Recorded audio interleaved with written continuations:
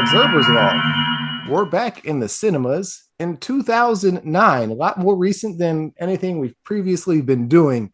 This is Star Trek from 60,000 Light Years, where two observers go through the entire Star Trek franchise. We've been going through movies, episodes, in between, and we are on the other side of the 90s, finally in a new era called the I've heard it called alternate JJ verse. What are we calling it? So officially, this is the Kelvin verse. Okay, the Kelvin verse. I'm one of your observers, Jay Clark. My other friend over here, your other observer, Eric Berry, better known as Trekkie B47.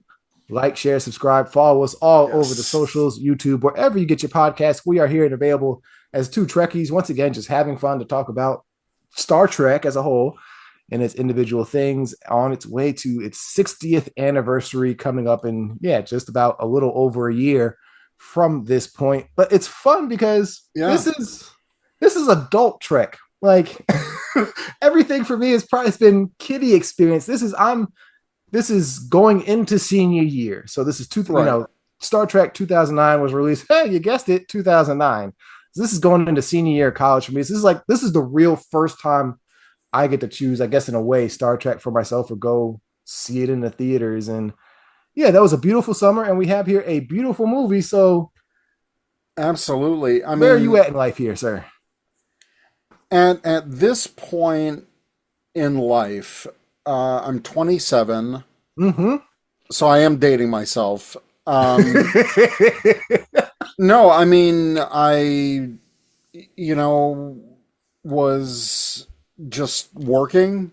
I was working, and like when Enterprise ended, and this is 4 years after Enterprise ended. Yep. I mean, I was just kind of like, living life, doing things to keep my Star Trek interest going during that kind of dark ages period between Enterprise and the Star Trek films. I read a lot of the Star Trek pocket books, the continuing Enterprise, Voyager relaunch. Mm-hmm. So pretty much that's how I was keeping track and keeping my interest in Star Trek going. It was definitely, keeping up with the literature, because that was really the only licensed stuff that was still coming out regularly. We still had the Ships of the Line calendars, which I've collected all of those. Love that series. And so when I first heard about this film, I was very cautious about it. And this is like pre-podcasting, Eric. Like I didn't start podcasting until 2012. I want to ask, do you remember how early you heard about this movie? Because for me, it's like it's had a long production history in terms of the whole Academy thing. That's an old concept, but in terms of like knowing it was something, like you said, it's pre-social media, all that kind of stuff. This is like super early social media, because I started on Twitter on 2008. Yeah, this Twitter's getting going, but unless you're not on it. I don't remember hearing anything about this until the first trailer, probably. Like I wasn't reading trade magazines or so closely connected that Chris Pine has been casted as Trek. I probably had heard some of that news, but knowing all the ins and outs, I don't recall that being a thing like we are now more so involved. Star Trek 2009, dropped in April in Sydney and May here. Right. The first trailer was, I believe, let's see, marketing here. The first it was the Super Bowl with Cloverfield in January 18th. Yeah, because I remember that because the whole Enterprise under construction thing. Yes. I do remember that campaign. It was just interesting because as you mentioned, and as we even spoke about closing out Enterprise, after 05, it was some dark days for Star Trek. Like it was, where is the future? But you really think about it, it was 4 years, and really, it wasn't a long time. It's not, and really, if you think about it, it's probably closer to 3, maybe 3.5, because, like you said, at the start of 2009, January, we got a trailer, so things are coming. You probably got some word, maybe late 08. So you're talking maybe we're 3 years without Trek. That's not that long. But we No, all dark. it's really not that long, but the end of Enterprise just felt like such, and it was a chapter closing event Mm-hmm. because we no longer had the steady stream of televised Star Trek, and now they were, for all intents and purposes, banking on a movie franchise, which is what ended up happening.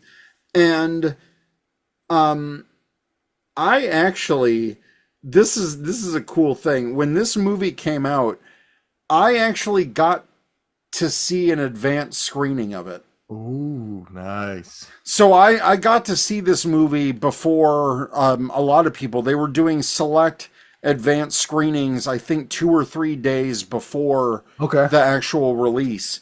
And I don't remember if I was actually invited to it or if it was like a limited ticket thing. But I just remember being so excited because I was so excited for Star Trek to come back in any way, shape, or Oh form. yeah. Yeah. And to be one of the first to see it in the world really felt special to me. And I do like this movie a lot.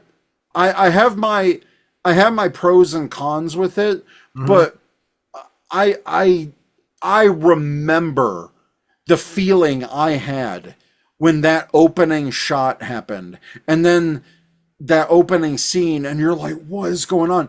And then I'll never forget that ba ba bum bum We'll get there. dun dun dun. But it was just Oh, oh, I have so many good memories of that viewing experience. I remember how excited the crowd was. So, yeah, it felt like Star Trek was back in a huge way. And these were huge stars, which I mean we'll get to, we're gonna but get to the cast and the characters. but Sure. but but I had already known a lot of these actors before this. Yep. And it felt like wow, Star Trek is coming back in a huge way. It's certainly it. Fuck it. It's going to be said. It felt like a beautiful time. I'm gonna be honest. Get a bit of personal here. It's our podcast, so hell, I'm gonna Yeah. do it. And y'all are Star Trek fans, so y'all should have some intelligence anyway. I was going into my senior year at Howard University just after the election of Barack Obama. All the hope and change and future was in the world, and you dropped this new era of Star Trek. And like I said, we had now the world was feeling good. Star Trek Yep. was in a route where it was starting, or not, let me not say starting. I was becoming more comfortable in who I was and my identity, the things I love, my experience at Howard had really helped with that. So at this point in life, yeah, friends Mhm. know I'm a fan of Power Rangers, and they know I love Power Rangers. Friends know I'm a fan of Star Trek. They know I love Star Trek. Where just 5 years ago from that Right. point, that was not a thing. So like this was mainly like let me say this quietly because my wife is in the other room.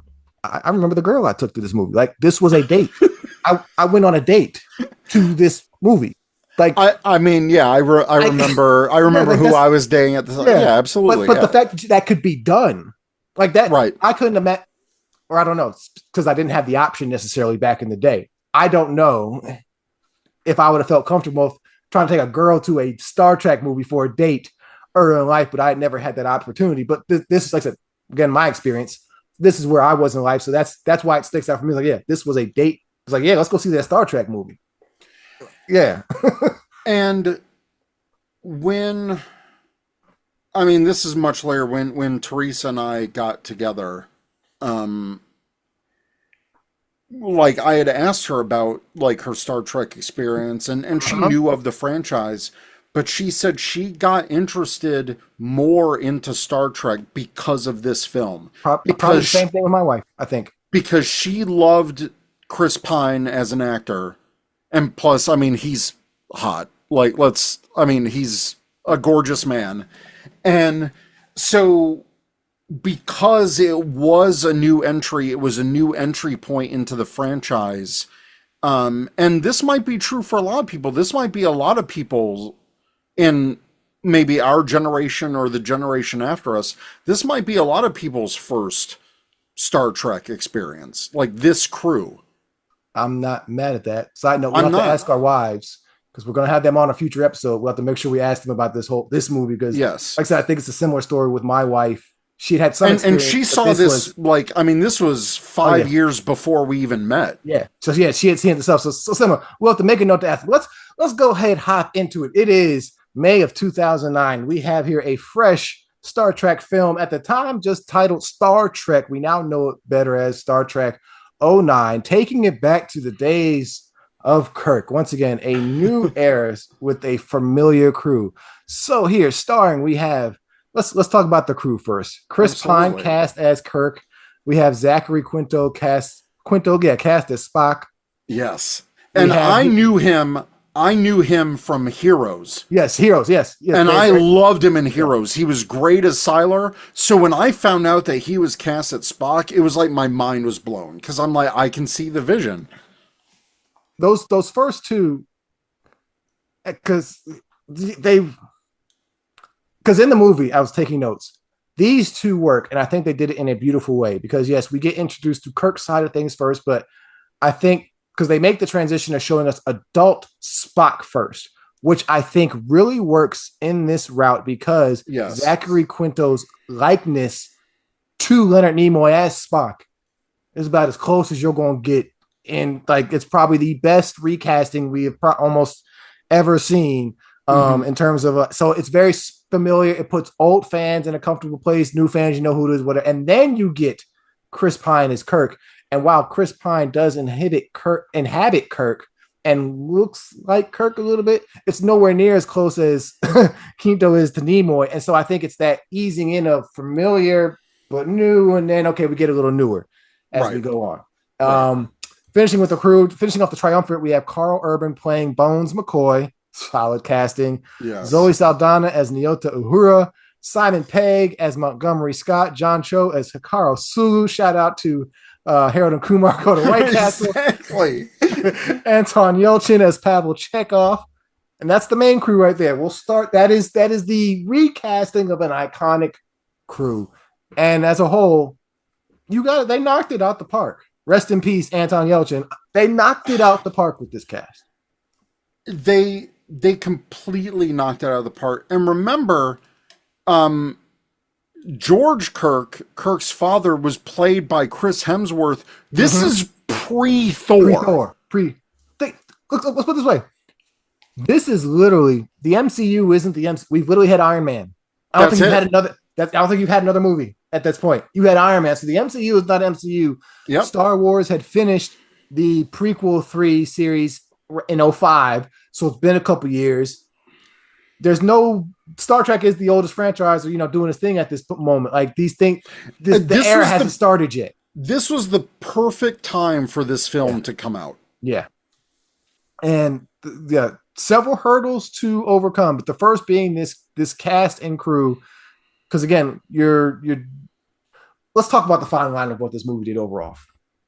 Forget it. This movie hit such a fine line of restarting, revamping, while also somehow pushing a story forward while backward at the same time, where they could satisfy both new and old fans. I'm with you. I love this movie. Star Trek '09 is great. Great. It is one of... It's awesome. It's one of my favorites. And I think it's one of my favorites is because it doesn't forget what came before with the connections to Spock, the previous timeline. The characters themselves even acknowledge that this is now an alternate reality. And you're cringing a little bit. No, not cringing. Oh, okay. This movie literally tells you what it's doing in a way that makes sense, in a way that explained everything, in a way that wasn't, in a way that was really in a on top Star of the head Trek that made way. sense, in a Star Trek way. And it was like, oh, okay. I was instantly on board.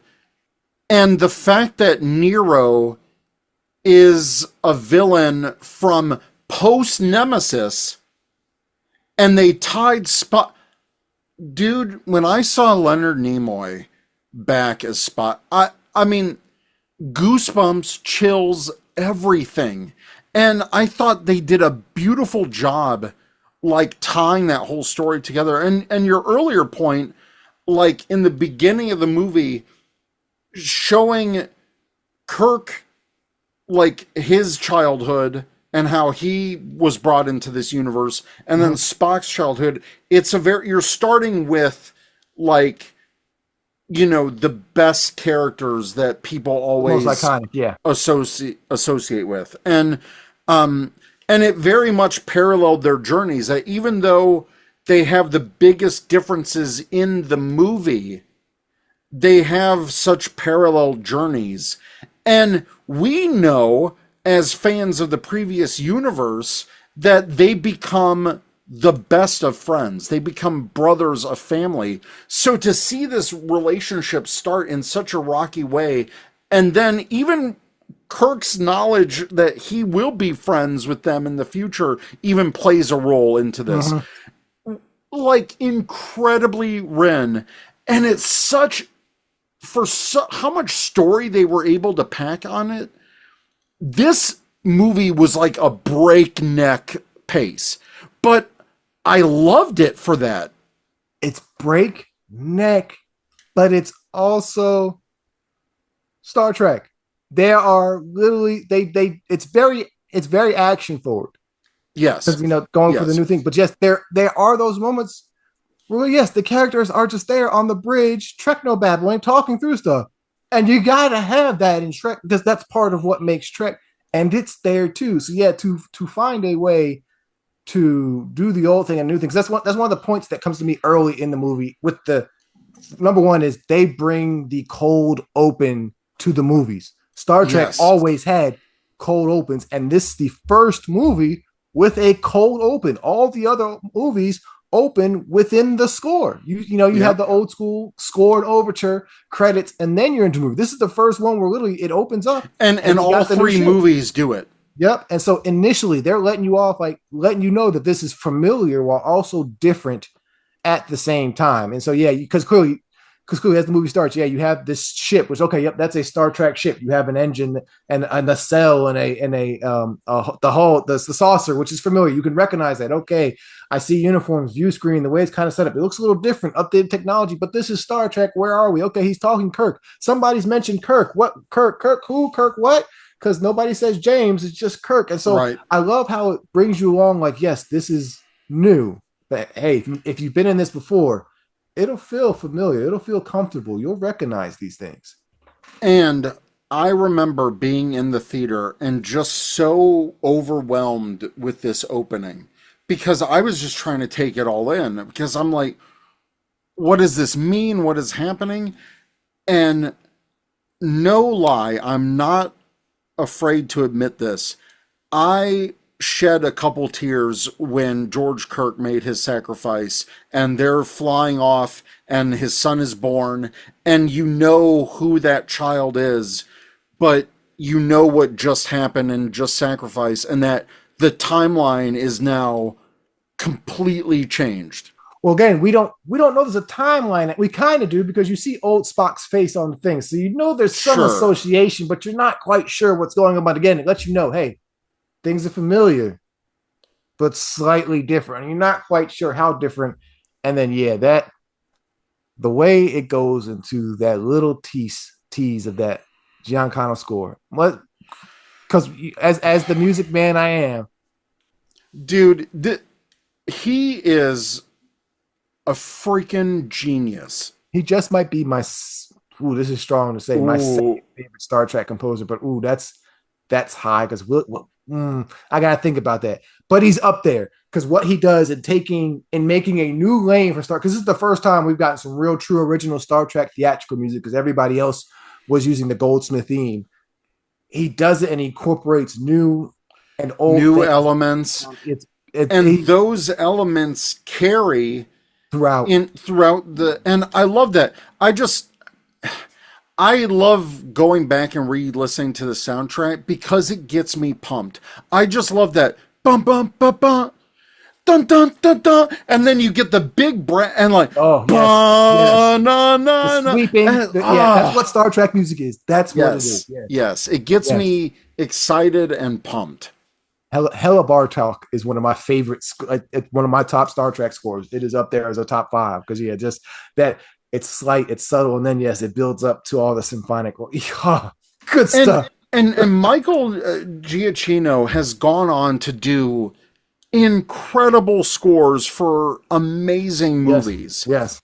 And it was just such a thrill to kind of see his early career with Star Trek and with this movie. Like, I think this movie got him huge attention. It's certainly the one that put him on the scene and well deserved. So we get the beautiful opening. We have the introductions of Kirk and Spock, as we've kind of talked to. Next up is we meet Uhura, and I kind of love how this movie doesn't. It's one of the things I picked up on the recent rewatch is that it doesn't just dump it all. It's a world builder at a fast pace, and it's impressive how they are quickly building this world to use. If you're familiar with these characters, you'll understand a little bit more, but giving you enough for newcomers to understand who these people may be. And so, next up is Uhura. We get the tease. This is what kind of brings about that first name thing. This is where we first get some of the hints of actually having a first name being Neota. And you get that kind of and I love that they canonized it because Yeah. before this movie, it was just kind of, out there. Yeah. out there. And I think that's what this movie does best. It like incorporates past canon, but brings new canon into it because they're in an alternate reality. And I mean, we'll talk about it as a whole later on, but I just love how they play with events in the universe and the consequences of that. Because this whole thing is like actually 7 years earlier in the timeline of when Kirk was first captain of the Enterprise. Yeah. So it really plays at the timeline, and I kind of love that. There's huge consequences in that. But yeah, I enjoy the casting. Yeah. I will say Zoe's probably the character I might ding most in terms of recasting, because I feel like with her, they probably changed the character of Uhura the most. But to be fair, she's one of the ones you're working the least with, so you had the most room to define. But this version of Uhura is definitely more of a badass than I think you'd ever seen in the series. Yeah. More akin to your Star Trek 3 Uhura, but not necessarily a bad thing. But I think it's the most different take, in a sense, I would think, on the character. And I think what I liked about and I knew of Zoe Saldana like from the Avatar movie, and I knew her from some other things. But what I liked is there were teases, like little hints in the original series. Like I remember Uhura and Spock, with he was playing and they're kind of flirting. So there was always like a little tease of, hey, maybe that could be a thing. I don't know. And then I like how this movie embraces that. But then I read, like when they were writing this movie, they're like, oh, we just thought that might be a cool pairing. And then it was after the fact that they noticed that there was little things in the original series. But it's kind of a happy accident for me because I really like the Spock Uhura dynamic. That's the one dynamic. It's one I don't enjoy most in the JJ verse, because it just becomes a source of tension. That's all it's played for, in a sense, low key throughout the three movies, is a source of tension between the two. I don't feel like we actually really ever see the relationship, and clearly, based off what happens in this first one, there has to have been some interactions during the Academy days, right? Because that's a bold ass move to making that turbo lift for a first time, if not. But it's only ever played for the issues, and it's one of the few issues I have with this trilogy of movies so far as it stands. Yeah, I can see that. Yeah, it's only ever an issue between Spock and Uhura. But yeah, I love that. Yeah, because you go back and you can kind of see some of them hits you're talking about. Mm-hmm. We move through, of course, we get, the bar scene. We get the introduction to Bones next as we get ready to head to the Academy. Man, that's a great intro. I freaking love Carl Urban. I've been a fan of him for years. And to see him in this role, and he nailed the accent. Yeah. He nailed the cranky Bones. Not a fan of the whole "she took me for all my bones" thing. That's one of those. If you know, you know. We putting it heavy in here. Yeah, that's a heavy Easter egg. at that point. But but yeah, overall, I just thought that was brilliant casting. Where Chris Pine didn't do like the Shatnerisms, which is great. I'm glad that he didn't do that. He made Kirk his own. But I like that Carl Urban just kind of leaned into that Southern doctor because you can't Yeah, have McCoy any that's other who way. McCoy is. That's Yeah. that's that's who he is. So we head off to Academy Days. Of course, we get a little Nero catch up as he captures older Spocks. We know there's an older Spock, or at least another Spock. We get to the Academy, which is great to see Academy because Academy is being asked for forever. This is a great. Well, before we get there, we have the Kobayashi Maru scenario. We get an Orion girl as her half. I mean, naked, we're hitting like the Star Trek check marks. We're going down that list. but in a good. Yes. We'll say in with '09, it's in a good way. Again, it's the way. Okay, things we're familiar with, things that are crucial to Star It's Trek. a satisfying way because after a drought of Star Trek for long-term fans, I was like, oh man, can finally see these things again. But for newer fans, you're quickly establishing this universe. Yep. And for older fans, as we've talked about, you've had a nasty taste in your mouth for the last 4 years with how Star Trek was handled. Yeah. And possibly even longer than that, dealing, especially with Nemesis and Enterprise. It's been a nasty kind of taste. So this is a good refresher. Like, okay, they know what they're doing. This is a new day for Star Trek. You get a great once again, which is what Star Trek does. Great cameo by Tyler Perry, and like to me, what makes it great is not because it's Tyler Perry or not because no, it's great because you have a person who people know who they is. Tyler Perry is somebody at this time. You know who he is. He's in this movie as what you would say is a solid role, but it's not too much. He's there. It's no jokes that made that, oh, it's Tyler Perry here, or you're not making Medea or nothing. He's just there as a character because he's a Star Trek fan, which is what Star Trek has done for a long time. Yes. And that's it. And I love that. It wasn't like cracking any jokes. He was serious. He was this, the Academy president.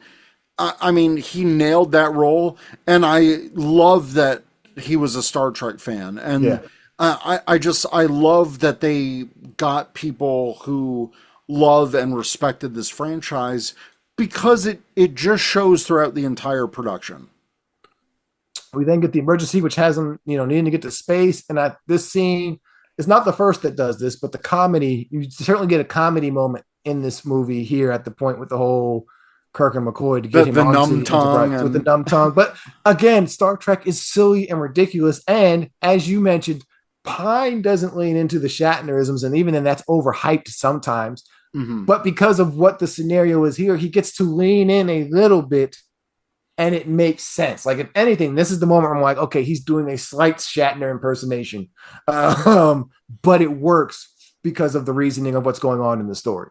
Also, I do not want to jump over Bruce Greenwood as Captain Pike. Freaking phenomenal. Oh, we can touch him. We'll touch him on the bridge. We'll touch him on the bridge. Okay. Yeah. And we get to space, and so let's stop. Let's talk a little ship porn. Let's lower the lights just a tad, because you can't have a Star Trek movie without the Enterprise, and the Enterprise is a huge debate when it comes to the Kelvin verse. We have to do this for every movie because it changes ridiculously through each movie. So let's start with Star Trek 09. How do you feel about the redesigned NCC 1701 Constitution class USS Enterprise JJ style? When I first saw it, I was not a huge fan. And that was because I think it's very hard to redesign the Enterprise because this won't be the last prequel thing to redesign the Enterprise, which we'll get to in the future. We'll get to that. Show enough. But over the years and seeing this trilogy of films a few times and thinking about it with my Trek nerd hat on, and overall the overall story and what I talked about of, the universe starting to diverge, it makes sense that after a huge Romulan attack for the Kelvin, Starfleet would do everything they can to make their ships the most advanced, the most beefed up. And so looking back on it from over the passage of time, the Kelvin Enterprise has grown on me. But I will admit, when I first saw it, I was not really a fan. I thought it was too futuristic and just too, and all the comments were there. It looked like too much like an Apple store. Yeah, all of that. But my appreciation for the Kelvin Enterprise has grown over time. It's a decent redesign of the ship. Yes, agreed. It's especially as simple as a design as the Constitution class is. It's a saucer drive section connected via neck with two nacelles. There's really only so much you can do there. Yeah. And so, yeah, kind of like you, there are moments where it's like, that's a beautiful ship. Yeah. And then there's also moments where it's like, just that angle is just so wrong. It looks good in certain angles. Yes. And not so great in others. Yeah, like one of the ones I hate with this version is which is usually one of the ones I love, is the head-on shot, because those nacelles just they never look right as they move along, because they continuously move about where they are within the ship, both ways, with and front and back. And I remember there was shoot, I forgot. No, it was in Star Trek Beyond when they shoot out of Yorktown, and it's like that super distorted close-up, and it makes the nacelles just look like they're up here. And I know that's like a fisheye perspective thing, but God, that looked horrible. It did. So yeah, she's got her moments. It's a nice scene the first time we see her. It's no motion picture, but it is a nice scene to kind of give you a glimpse of the ship. I enjoy the bridge. I'm not going, especially compared to what the 180 they do in later Trek. Sure. I enjoy its brightness. I can see what's going on. I enjoy the colors pop. I'm not mad at the bridge. A little, people talk about the lens flare and stuff like that. That's a stylistic choice to me. J.J. Abrams thing. It's a J.J. thing, but it works for it works to me. I'm like, okay, it is. But yeah, I actually probably like the bridge more than I like the than the actual outside of the ship. I would agree with that. I do think the bridge is really clean, and I like how stylistically they have these like pops of chrome. Like the phasers are chrome when Sulu activates the warp throttle, that's all chrome. Like there's a lot of design elements that really take advantage of the lighting, and I think that's one of them. I mean, they did a beautiful job in design of taking a 60s era product, designing it to make it look new and futuristic, and also yet still fit the timeline. It works. It works to me. Let's talk about, as you mentioned, Bruce Greenwood as Christopher Pike. God. One of the best surprises, if I don't know if surprise is the right word, but just one of the best aspects of this movie is because they brought in a character which you haven't seen much of. Yep. And he plays a vital part here in this first film, essentially, as captain of the Enterprise. And so we see him kind of kick things off in the center seat for just a moment. And this also kind of kicked off like captain catchphrases. But I'll admit, when he says punch it, I'm like, let's freaking go, dude. Again, for that moment, it works. That's a great catchphrase. One of my favorite visual callbacks that they did in this movie was with Bruce Greenwood in the captain's chair. In that moment, they do the light bar from the original series. Yes. And it's subtle, but if you know what you're looking for, and if you're a Star Trek fan, you know. And I'm like, you guys did it. Like when that light bar hit in the close-up shot and coming out, I was like, oh man, you guys nailed it.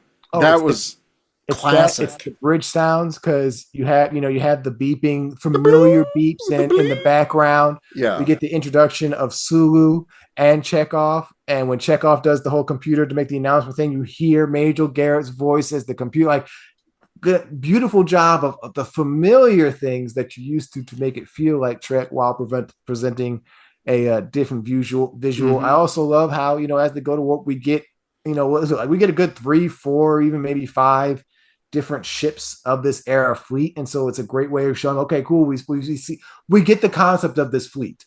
Of how their engines and saucers looks, and it's a great way of building this universe, in a new way as we go throughout. The Vulcan scene is probably some of the best ship porn. Oh yeah. Ever. That's this Enterprise has some beautiful moments that you get because it is digital model, and this is one of them. That diving. My favorite shot of the Enterprise in this whole film, and you might agree with me, is when it's coming up from the clouds of Tian with Saturn in the background. I was like, that was a stand-up moment in the theater for me. I'm like, let's freaking go. That is my favorite shot across the JJ verses because he does it in different ways in every film. Yeah. I love it when he does, because that's me in terms of ship porn. That's the JJ stamp. Yep. And I'm all here for it. Stamp it all day long. Because yes, when the Enterprise does that thruster move and just comes up through the clouds, whether it's around the moon or the Earth, that is and they freeze for like 2 seconds on it. I'm like, get that screenshot because that is my wallpaper, man. Hey. when you know you're laying it down, you're laying it down. So that's one of the moments like, yes, enjoy that. And so that is one of my top highlights across all 3 of these is those moments. And so that's you, my man, for that. I love, look again as they go to Vulcan, that technobabble key thing. Like, you have the characters talking about what's going on the bridge. Key to Trek. We get the red shirt dying, the introduction to Neo. Like, because again, this is great because Easter eggs weren't quite a thing yet. This is one of the. This is when, because you had Iron Man, so Easter eggs are now becoming a thing because we're starting to play with properties that have things in different versions of things. So the Easter eggs that they play in this, again, the things that make you feel comfortable. It's like, I mean, when that red shirt Olsen came on board, he's like, oh yeah, I got the charges, I'm ready to go. I'm like, dude, you're wearing red, you're gonna freaking die in like 5 minutes. Everybody knew you were about to bite the bucket. Yeah, exactly. And Kirk's like, okay, yeah, the charges, right. And I mean, this guy was like ready to die. This is like, all right, I'm gonna die, woo! And like, I love shoot, Olsen. And I love how they play that up because it's over the top, but that is a staple of the original series that everyone talks about. The red shirts die. Red shirts die. There's a whole comic. There's a comic of red shirts coming out this summer. So it's iconic. You got to have those things. Great. The shuttlecraft is the second time we're seeing the shuttlecraft. I love how they redesigned the shuttlecrafts. I would say they hit that spot on. I think that was a great concept. You have the great music the fight music in a new way being incorporated into this scene as they're fighting on the dampener with Sulu and Kirk. That music is, again, it lets, as we talked about on our first episode during TS, that music lets you know it was fight time. And you know what? Without seeing the fight, I knew it was fight time because of the music. And also, again, another example of expanding the lore. We saw Sulu fence in that one classic scene in the original series, but they said, yeah, that's my combat experience. I was great at fencing. And he's got his own foldable, futuristic, fencing sword. And it's great. You take a small thing from the original series and you incorporate it into the movie, and people are like, oh, it makes sense. He was always good at fencing. Yeah. They were able to take some of these things that have been referenced, or, little things, especially due to its episodic nature, and kind of expand them a little bit. We get a great story, with the whole destruction of Vulcan, which is, I think, a great direction to go in terms of alien race being used for this story, because you're coming off Enterprise. Vulcans were big there. You're trying to hit the things that people know are Trek. So everybody knows the pointy-eared aliens. That's Star Trek. So And Great way there. this was even shocking for me when I first saw this movie in theaters, because when Vulcan imploded, I was like, "Oh, we're really in a different universe now. Like this is you can't have Vulcan destroyed." And they did it, and it was Yeah. to make that impact. And Spock losing his mom Feeling, at yeah. this point in his life, when in the original movies she was still alive all through those. Yeah. So it was very impactful because they were playing with fan expectations, and they were saying, look, we already had our characters say that this was a different No, they haven't. universe. They haven't said it yet. Oh, okay. So the beautiful. I think the beautiful thing Yeah. is it's continuing that we've been comfortable. We've been showing you these new things. This is another this moment is another stone to letting you know, hey, this is different. Because I think one of the beautiful things about this is, especially when we talk about the next movie, is we didn't know what the story was going into Right. this movie. The trailers and the information we had pretty much let us know, okay, we're going back to this period of time. These are the characters, but we don't know the story. And so we didn't know where this was going or what was to come. And so we're going along for the ride. And so this was a beautiful way to let you know, hey, yeah, this is because if you're a fan, you're like, wait, this isn't how it's supposed to go. What is happening? So it's giving you that anticipation of what is to come. And so, yeah, then we get the whole Kirk on the planet meeting the old Spock, and we literally get the explanation in a way from Spock's point of view of what's going on. So we know the story about why we're here, which is again, this movie had a plane to land and somehow landed it. How you managed to do essentially a reboot movie, but also a low-key sequel. While also a low-key sequel at the same time. And did it flawlessly for the most part. In a way that we all understand Back to the Future, because we know what Back to the Future 2, especially when it comes to Star Trek, sci-fi movies, to pull that off is incredible. And then for the promotion of this movie, they had the 4-issue countdown comic. Yeah, I remember that. Yep. And there's since Picard, there's some things that have changed from that movie. But essentially, this established the destruction of Romulus, which would play into Discovery, Picard. It has future implications for the Prime universe while also deeply affecting the Kelvinverse. And it's... Star Trek needs to do more of that, but that's a discussion for later. Correct. But yes, the destruction of Vulcan, for me as a longtime fan, was a gut punch. Because I'm like, Vulcans are so integral to Star Trek. Yeah. And it was integral to Spock's later life. Like, I knew instantly when I saw Vulcan implode that it's a whole, like, nothing is off the table. And I love that. Beautiful. Leonard Nimoy coming back as the classic Spock again. Excellent, because they didn't use him too much in this movie. It was just enough to where it was like it was fan service, but fan service in a way that pushes things forward and makes sense within the story. And low-key turns Spock into one of the most important Star Trek characters in the franchise.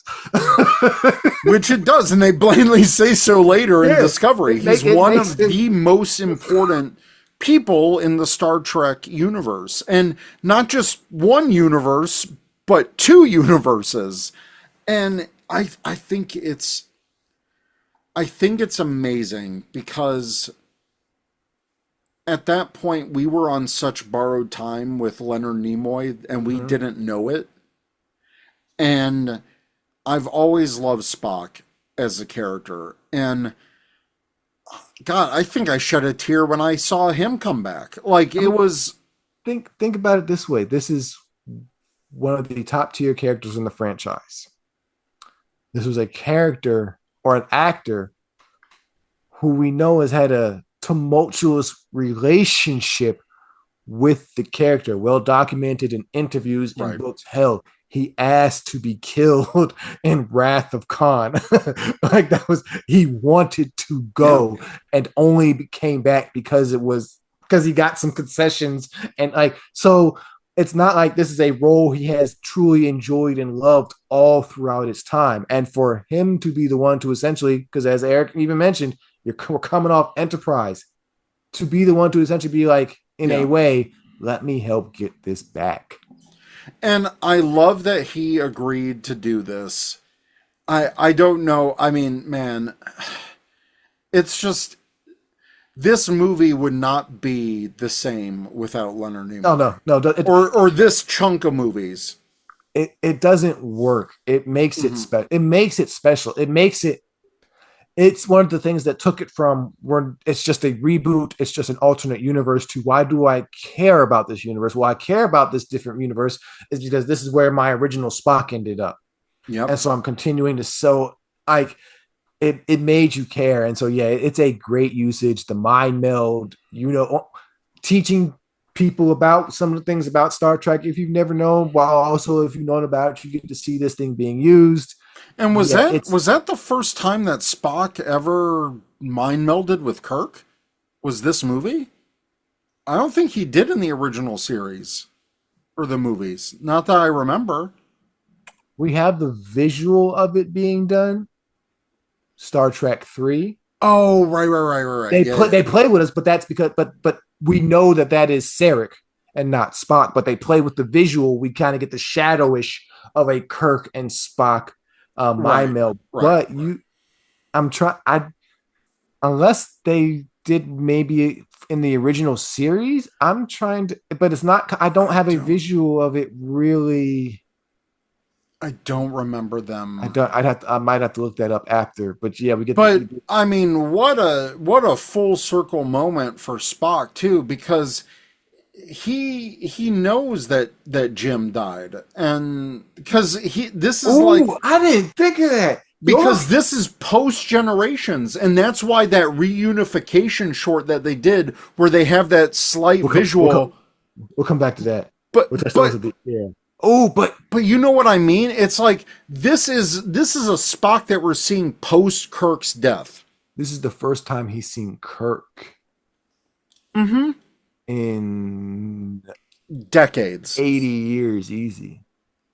Yeah. Because let's just say, we know for sure Star Trek 6.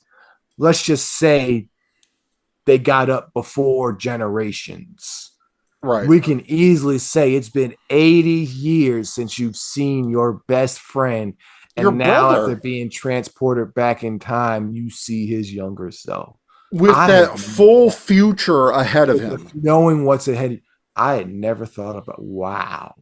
This movie, and again, this movie goes fast and hard.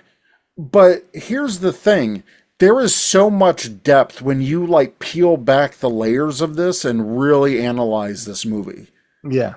And that is just great writing. Great storytelling. It's care. Somebody who understands the elements that are important. We have the Elder Spock, the mind meld. Then we get the last member of the crew, Montgomery Scott, who happens to be on this alien outpost. Simon Pegg is Montgomery Scott. Man, I enjoy it. It's heart. It's charm. He killed it. He killed it. He is probably the best. How do I put it? My favorite recast. Your favorite recast? Yeah, just say recast. He brings in the way that I kind of ding Zoe a little bit for her new edition of Uhura.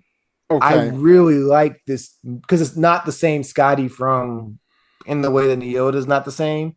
Right. But the twist that he does, it's just similar enough, and it's just a little bit over that it works in my judgment. I enjoy his performance of Scotty throughout all. I thoroughly enjoyed Simon Pegg's, and I was always a fan of him for a long time, even before this movie. And so just to see his take on Scotty, a little bit more eccentric, a little bit more humorous, and the original Scotty had his humor too. So, yeah. And especially in the movies, you saw that in the original series movies. And so I like that they played with this younger Scotty, and he's like more bold in his ideas. He's like more like it's great. And I I don't think it's over the top. I think he nailed, the accent. And Simon Pegg was a huge Star Trek fan as well. I He's mean, one of the he biggest helped hands write Beyond. yeah, he's one of the biggest hands Yeah. in this era, or And these projects. and I loved it. And I love the addition of Keenzer as like his sidekick through Yeah, these films. It adds to it. But you see Simon Pegg do a Montgomery Scott who still has the temper, who still has the passion. I mean, I'll never get over the line, oh, or ample nacelles. Like we joked about that before. Like you're right. He's one of the best of the recast. yeah, definitely enjoy it. We get the little humorous moment as they transport onto the Enterprise with this transwarp equation. I kind of love the line, and again, without knowing the full story, we know this Archer's is also Beagle. Archer's Beagle. We have the whole him giving him the thing, and he's like, "Are you supposed to give it to him?" And he's kind of like, "It's an alternate universe." And it's a play off the transparent aluminum. So it's these full circle, like if you know moments. We then come to the bridge of the Enterprise. The crew is together for the first time, and we're right before the third act. Kirk and Spock have just had their blow up. It's a great blow up because throughout the movie so far, Kirk and Spock have not been cool. And again, one of the best ways for them to be like, hey, this is familiar, but it's not quite different because we all know about Gene Roddenberry's rule on the original series. You had no conflict between the main cast. And that's one of the things that was established with these characters early in this film between, Kirk and Uhura, Kirk and Spock. Like there is conflict. Everybody's not all ho-hum. I love this scene because it's 2/3 of the way the movie and it all comes together and it locks in like, yes, Star Trek. And we know what's going on with a great Trek-no-babble conversation between the crews of the bridge where they literally explain what is going on in a way that makes sense. And I remember them doing that and was like, wow, that is brilliant. And I remember the discussions I had with friends at the time, and we were going wild with theories. Like after we saw this movie, like, oh my God, what could they do next? Or like, what's going to happen? It's like everything has changed. Anything. And I love that they did this because not only does the audience know what the status quo is, and that the Prime Universe is still there, nothing has changed, and they share the same past, which we discover more and beyond, to my supreme delight. Yeah. but it lets the characters and the audience know that things are now different and things have changed. And I love that the characters now have that in the back of their mind. It's your buy-in moment. You are this is the moment where you're either, yep, I'm good with this, let's go, or that's the moment I'm out. Like, nope, I'm out. And so to literally be like, yes, you literally spelled it out. These are familiar characters, but anything else prior to this, what they did before, doesn't matter. So the road is your oyster. Like you could literally do anything. Which I think is a great point. Let's wrap up 09 real quick because you had the great ship porn shot. They take out Nero. Let's just touch on Eric Bana as Nero. To me, it's like he serves his purpose. He's not great. It's certainly not what's his name from Tom Hardy from Nemesis, but it's just kind of okay. You served your role. When one of my biggest disappointments in this film, and I know they had to cut it for time because this movie's already like 2 hours, 15 minutes or whatever. The Klingon breakout. And it would have been a nice trilogy of Kirk's development the Spock development and then the Nero development. No, yeah, it would have been. I need the director's version of this movie. I feel like there Oh is a my God, that would be freaking incredible. But I mean, that whole sequence would have explained why he's got that big jaw mark on his ear, why yeah, he's lost part of his ear, that whole thing, and why there's so much time. Like, what the hell were you doing for 20 years until Spock showed up? yeah. Yeah. But Star Trek '09, and then we get the nice transfer of Pike in the wheelchair, passing on command to Kirk. We finally get Kirk in the yellow uh, uniform. Uh, Let's. Did you enjoy the '09 uniforms? I love the redesign. I thought that was a beautiful redesign. I really loved it because I liked that instead of a collar, it was like the The t-shirt undershirt, yep. and it made the collar. And I love, with the technology of the time, the patterning that they The had, the delta little inside, yep. deltas inside. It is, I think, the best redesign of the classic era suits. I'm going to go on record for that. Got a slight challenge there, but we'll get to it at the right time. We will. But I think I like these a little better. Um, yeah. But I liked it. I really liked it. It's clean. It's functional, and I love that through most of this movie, Kirk is in the black undershirt. It's like the big armor. It's like oh yeah, that's fine. That's Kirk. Yep. And Yep, so finally. it feels earned at the end of the movie when he finally takes the captain seat. Yep. Yeah, we finally get Captain Kirk at the helm of the Enterprise. It launches off. Beautiful score. Yep. I was more And than the Spock to boldly go where no, the Leonard Nimoy, the Spock meets actual Spock. yeah. Yep. And then you get the call out as it launches off. Yeah. Beautiful film.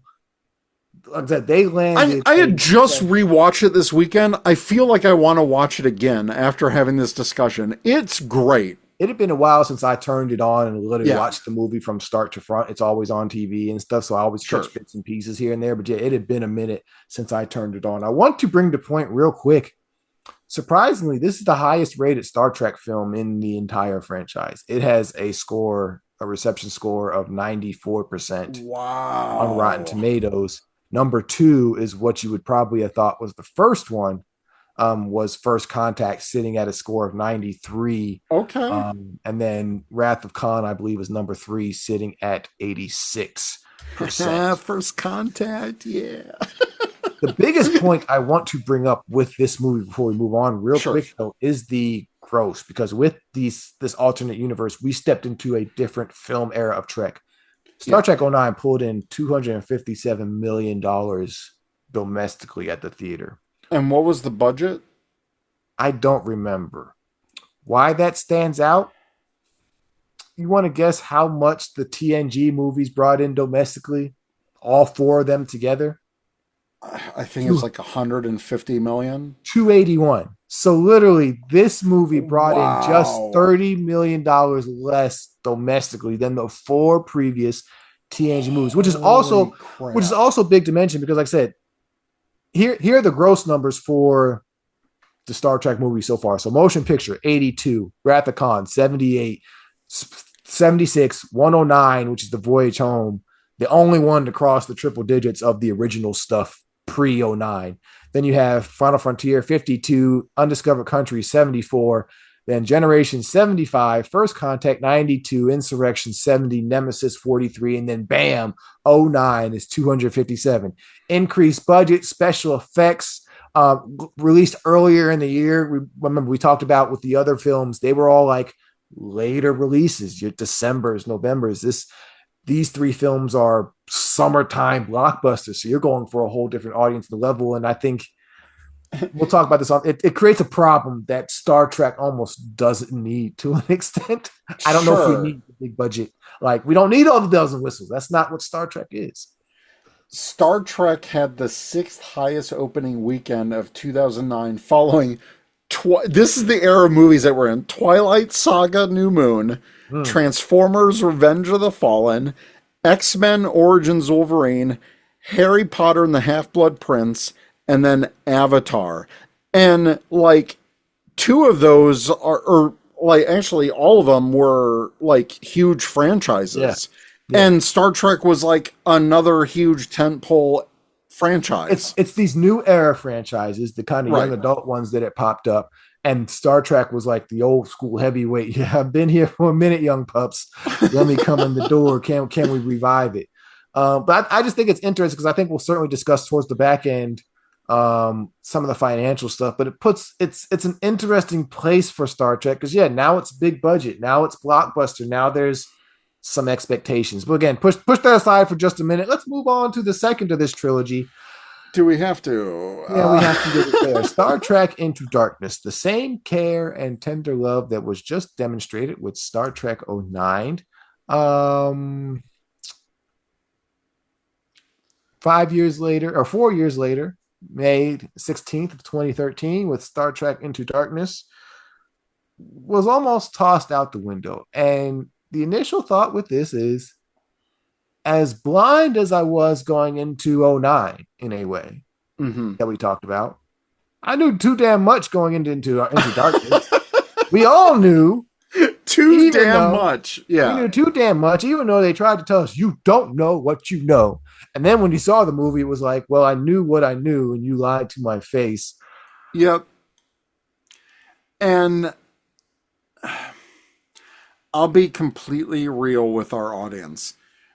Before this weekend, I'd only watch Into Darkness in theater and like one other time because by this point I was podcasting on because I started podcasting on Starfleet Escape podcasts in 2012, and I think we talked about this movie during that time, obviously, and we knew too damn much, and it really sucked because I did not need a redo of Wrath of Khan. This is like a high budget but bad remix of Wrath of Khan that I didn't need. It's an interesting time. It's 2013. Social media has blown up. We are in a digital world, and everybody is cramming for this new lane. And with that comes a lot more knowledge or access to knowledge or insights into things that we didn't know before. We're getting a lot more. And so, yeah, all of that is the casting decisions, story decisions, issues with filming, directions, yada, yada, yada, yada. And yeah, it all blows up that I don't even remember how it leaked that Benedict was playing Khan or suggested that he was going. I don't even remember how it got out. I just remember it got out. And we were all like, oh, this is Khan. Great. We don't need this. And they're like, no, it's John Harrison. He's not playing Khan. And then halfway through this movie, my name is Khan. Can I tell you, I let out the growl. When I heard that, I was just like, I was mad in the theater. You for wasting my time. 100%. And this was the complete opposite feeling of a movie experience of Star Trek '09 for me. Yeah. And again, 4 years between movies, nothing of Star Trek really happening. And I'm filling that void with podcasting, obviously, by this time. The books were still coming out, the comics were here and there. So rewatches on Netflix. This was I was doing rewatches aplenty, classic Star Trek. And you're right, this was a more social media era. We're now in the 2010s. We are in the post-scandal world of Twitter. If you know what scandal means to Twitter and what it created, we are in that world with this movie now, fully. Like this is the height of it. This is the height of what people kind of still act like social media is now or try to approach it. Right. This is that pure, it's getting commercial, but it wasn't quite there yet of the time of it at its height. Yeah. And man, God, in the theater, as soon as he said, I was just, dude, I mean, as soon as they started talking about like superhumans and like I'm like, God damn it, are they really like, come on, man? And it it was a distraction in watching the movie because doing Yeah. this rewatch, most recent rewatch, I think this is literally the third time I've seen this movie. I have hated this movie so fucking much that I've only seen it like in the theater, maybe one other time for the podcast. And this is still me pre Teresa, so I had no reason to watch it with anyone else. And my third time, I think, was literally this past weekend in preparation for this episode. And there were some things that I appreciate more. And I wasn't as mad because I already knew what was coming.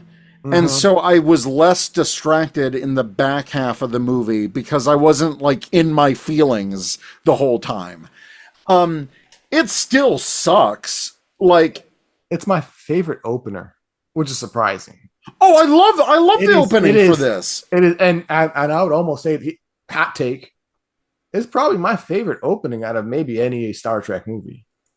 Like I'm not mad with that. I loved Kirk and McCoy down on the strange colored planet doing whatever, and then We get freaky aliens. We freaky get aliens, real prosthetic makeup, actuality, yada yada, and then some great ship horn of the My Enterprise God. coming out of the ocean. Yes, sir.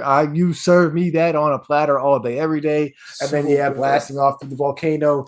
And then I love that opening shot where, oh, I don't know if we've affected their civilization, and they're drawing They're it drawing out, it, and it becomes- oh, beautiful, beautiful. you know what I do anytime this movie is coming? I'm like, oh, Into Darkness is coming on?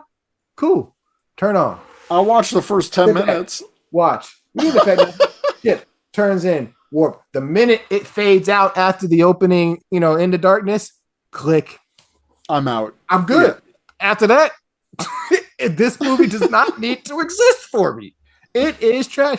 But it's sad because, as you said, the con stuff overshadows some interesting developments for this universe. And I think that's the biggest disappointment is high note, Star Trek 09. You have recreated another lane for you to play with these very familiar characters and universe and franchise.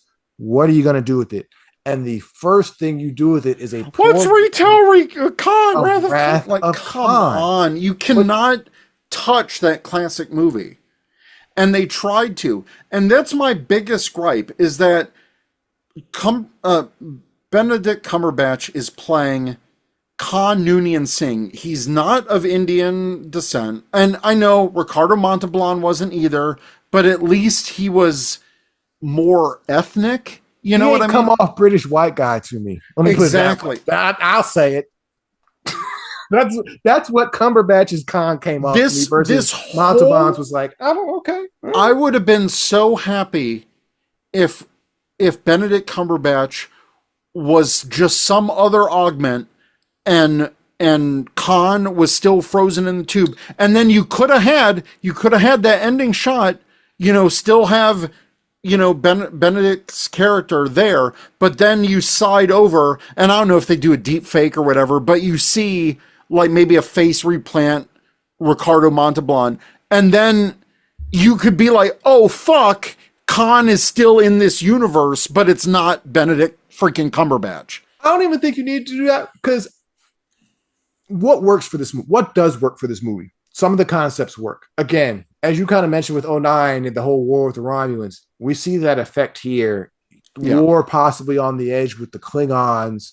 The Admiral Forrest mentioned it, talking about, we had to beef up. We're on the edge here.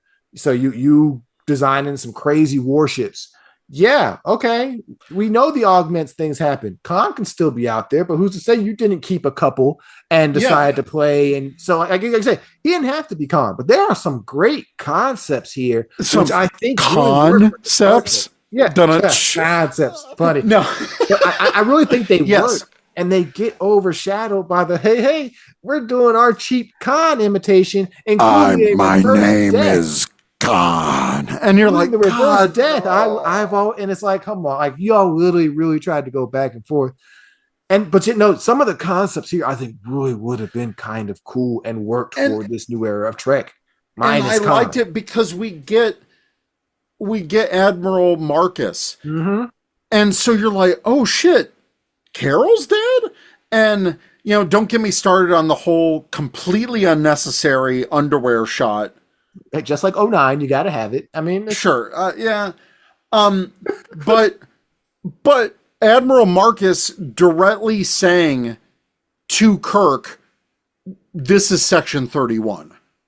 Yeah. We get Section 31. We get Black Ops tech. We get like the most cutting edge technology. And I loved my favorite shot in this whole movie that redeems it for me is when Admiral Marcus is walking along and you see the model ships you see Enterprise NX-01, you see the Kelvin, and that's where the timeline diverges. And so everything was hunky-dory, same timeline. It's reinforcing that concept. And even Khan, God, saying in this movie, because of the events of Kelvin, again, it's another one of those moments like in 09 of like, oh, we're recognizing what's happening. Because of the Nero incursion, Starfleet got more aggressive and went out faster, and they discovered Khan, Noonien Singh, and the sleeper ship earlier than they were supposed to. Yeah. And that's why they used him to develop this new technology, his intellect, all of that stuff. So I like the concept of it. I like the ideas that they present, much like you're saying, but it all fell apart when he says that he's Khan, because it's so like, and then you get the reversal. It's not Spock who dies, it's Kirk. And it's like, come on, what are we doing? It got so predictable. And then the chase scene at the end between Spock and Khan and Spock, it's not when I go back. I just don't enjoy it. It's just, and then I have issue with ship porn time again. The ship size. How big is this fucking ship? Because the Kelvin verse Constitution is bigger than the Galaxy class. And there were several, like I remember, X Astris, Centia, like that website, Memory Alpha. There was all these, like, there was so much discussion about the size of these ships and just how big and ridiculous they are. And I mean, God, the Vengeance just dwarfs the Kelvin Enterprise. How big is the Vengeance? Like, it's just. Are we talking like Enterprise J levels big? Like, what are we doing? And it's still only run by like a crew of like 15 or 20? Like, come on. And I think what plays for that as a joke, and it is funny when I rewatch, is when Scotty's like running down the thing and he's like, hold on, give me a second. Still running. Like, it just shows how ridiculously huge and dumb that the Vengeance is. Yeah, and they just cram ridiculous stupidities like the whole tribbles and the blood, and it's just like, whereas again 09 was with care and purposeful Easter egg stuff. They were like, this is all the stuff we know is the money grabs, the stuff they wanted, and it's just like, we didn't want this. No. It's like, we didn't need you to lie about it either. Like, I think that, because that's the part that really made it worse. Like, we know what this is. No, you don't. And it's like, look, Star Trek fans are smart. And you can't pull the wool over their eyes. And the few hints and then the leaks started happening. And everyone was like, okay, it's Khan. Then lean into it and just say, yep, he's Khan. But no, you're right. They chose to hide it. They tried to do this misinformation campaign. And it made it so much worse when you're in the theater and he just says, my name is Khan. And the other characters, zero reaction to that name. Like, they don't know who the fuck, like, whatever. But Benedict plays it as like, oh, big revelation moment. And the other characters are just like, okay, your name is Khan, whatever. you needed a reason to get Leonard Nimoy back, which I'm not mad at the use of Leonard Nimoy because hell yeah, if I knew an older version of myself was living in this universe, hey hey self, I met this guy Eric today. Fill me in about him. I got some creepy vibes. Can you let me know we supposed to vibe or not? I'd be doing the same thing. So that was one that goes like, yep. I'd call myself, hey, this guy Khan. Yeah, what's up? Should I worry?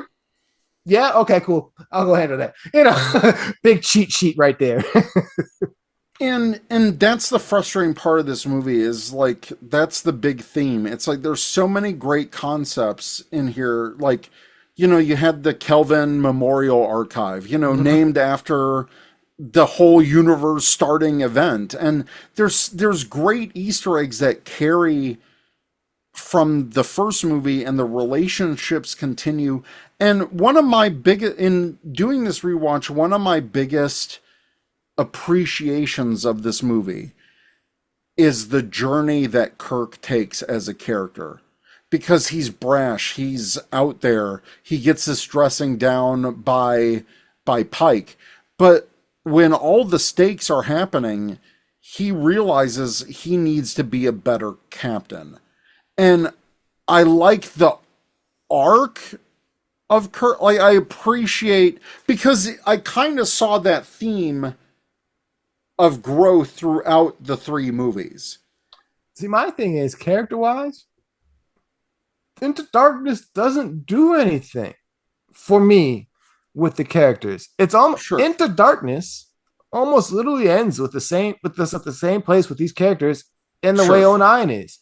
I'm like, you didn't really. To me, I don't feel there's a story there. Yeah, okay, Kirk is brash, and he's still kind of brash towards the end. Like, to me, here's the best way to put it. Yeah. Kirk at the beginning of the movie would hop into the reactor, just like he did at the end, to save his crew. There's nothing that happens in this movie that makes me go like, oh, Kirk wouldn't sacrifice himself for his crew. Like, there is no character. So to me, it's almost like a really wasted movie because like you didn't grow anybody here. You literally. I will disagree a little bit, because he faces the no-win scenario that he cheated in '09. When he's standing on the bridge, that moment when he tells the crew, "I'm sorry," is the most, like, defeated, the most I don't know what to do that we've ever seen him. And to just turn to the crew and admit, I have no more tricks up my sleeve. I am really sorry that we're all gonna die. Like, because he feels that this is his fault. I love that moment because it's so vulnerable for this character. I don't know this Kirk enough to care about that moment. If that moment comes after a little more time with Kirk, and I've seen it, like, this is movie 2. We ain't really seeing Kirk at the helm like that. Right. Like, if I had spent some more time with you and seen your success or seen you be whatever, but it's kind of like, so here I am, my second time with you, and you're like, yeah, I'm sorry, I ain't got the answers this time. Bro, this is my second mission with you. Sure.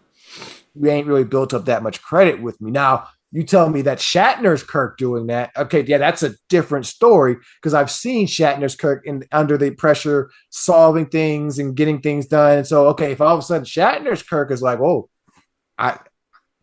that's something. But Pine's Kirk is kind of like, well, bro, I just met you, man. Like, okay.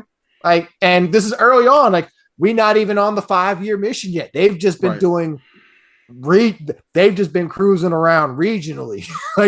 Still at the point where they just running down to the corner planet and then heading back to headquarters. Like, they're not even in deep space. So this crew ain't that crew yet. I don't get that feeling, even though they're trying to impart it.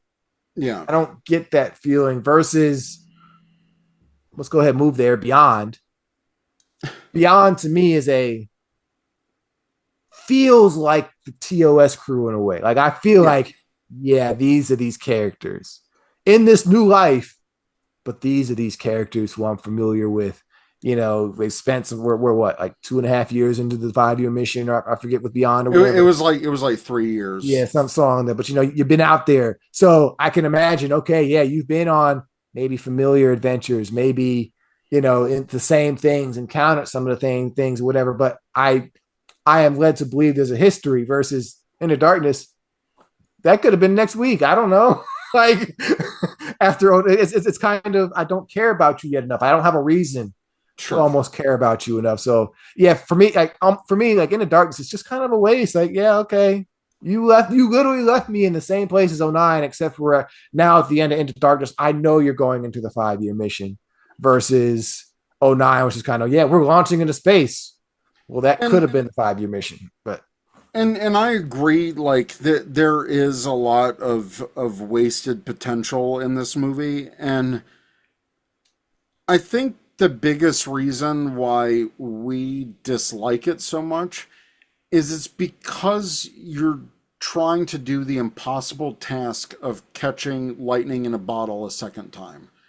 To me, and to the majority of Star Trek fans, The Wrath of Khan is like top three, top two, most people's top one Star Trek movie. yeah. And to even begin to approach to retell that, even in a slightly different way, is going to piss a lot of people off. And if you're going through this whole reboot, retelling the timeline has changed, why not take a different spin on a different classic series episode? Make it your own con. You know what I mean? Like, don't do the retelling of Space Seed. Do a retelling of another classic beloved story and find your own spin of that, because you'd piss less people off. You'd still show that the timeline has been completely altered, and you maybe make a better movie With that being said, let's move to the to third, do a better movie. Star Trek Beyond. A huge, The best for me. I'm not mad at that. A huge milestone. This was dropped in 2016 July. It was I a can't big believe effort. it's been 10 years since Beyond, dude. Yeah, it was a big push behind this because it was the 50th anniversary celebration product. Discovery wasn't on the air. No, not yet, right? No, No, we're pre-discovery. because I married Teresa in September 2016. So at this point we were engaged, and Discovery aired on our first year Okay. So anniversary. gotcha. Okay, so yeah, so it's later. So yeah, Yeah. we're Discovery. I believe we are aware of Discovery kind of being in the We had works. some hints, yeah. We had some hints. This is the first one me and my wife saw together, Same because here. Into Same Darkness here. was a month and a half before I met. Was really a month and a half before I met her. But yeah, this was I our like the first. parallels that we have That's going the on. wife episode is going to be interesting. That should be Yeah, an yeah, yeah, interesting for sure. episode. But yeah, it's dropped early. This was a birthday movie for me. Dropped July 22nd. I remember this because my birthday is July 31st. So this was It's a birthday month movie for yeah. me. This Still was great. my treat. Yep. 86% reception rating, grossed 158, which was down because Into Darkness grossed 228. This only grossed 158. We'll talk about the financials after this because, Sure. but into Star Trek Beyond, like I said, huge correlation with the 50th anniversary. It was 50 new species. Like it was a product put together with love, care, Easter eggs. Directed by Justin Lin, not J.J. Abrams. From the Fast and Furious franchise. Which there was a whole online discussion about. I remember that. God, we were in the thick of it. Yeah, I do remember that. Because also a lot of people like to describe this version of the Enterprise as a hot rod, because yes, it is influenced from like 50s hot rod aesthetics in its design. So they were like, oh, we got the hot rod Enterprise and we got the Fast and Furious director. What are we going to do in space? But Justin Lin delivered mightily with this movie, an original story featuring our cast once again out in space. They're in the middle of the 5-year mission. We hitting the space station out deep into space. There's an issue and we deal with it. And I love Beyond. Beyond is I love Beyond so much. I actually like it more than Star Trek '09, but like I'm not mad at you. it's a thin version. Not If mad I at you. had to rank, it'd be like Beyond right at the top, '09 just like trailing so close behind it, and Into Darkness like 6 feet underground. Like that's the movies for me. What I love about Beyond is, and we'll touch on this deeper once we get to it. Besides the Enterprise being destroyed, this could have been a TOS journey. And that's what I Yeah. kind of love about it. It is just a journey of these characters. And this is the rendition we're saying. You could do Star Trek Beyond outside of the Enterprise being destroyed and the whole Spock death thing with the original cast, that story, Yeah. and you really wouldn't have to change much. Like, and I think that's kind of cool. It's just an original story. Here are these And characters. it was the ties perfect story to celebrate the 50th anniversary. Mm-hmm. Mm-hmm. The timing of this was incredible. And again, we get in that other 3 year gap, but between that gap, things are heating up more for Star Trek, rumors like we talked about. CBS All Access. Yep. Which has turned into Paramount Plus. I had CBS All Access back in the day. Oh yeah, me too. Star Trek being a big reason for it. and I think that was like the 50th was such a big deal and so much was ramping up, and this movie was just so good at such the right time. It felt good to see Star Trek in the mainstream again. Like it was like, because it was a big thing, and so it just felt good. I just remember some of the digital campaigns, and it felt good to see Star Trek in the mainstream again. It felt good to see a Star Trek movie with my almost to be wife at the time. Like it was like, man, I like this is the epitome of my my nerd, and I get to share it with someone. And thankfully, Beyond it is such a good movie. Oh yeah, oh yeah. Let's have the cold open. You got they hitting the space dock. I love the Beyond uniforms, just a step above the '09 ones. I'm not gonna. I like the '09 ones, but I'm not gonna lie. The Beyond one is clean. It kind of is a mix of the monster maroon shape and kind of it's a little boxier. It's a little more. It's more defined in the shoulders. Yes, and the collar. And I think it works. It gives me a little bit of that monster maroon movie thing, but with the natural, colors of TOS. And I like this version of the classic uniforms.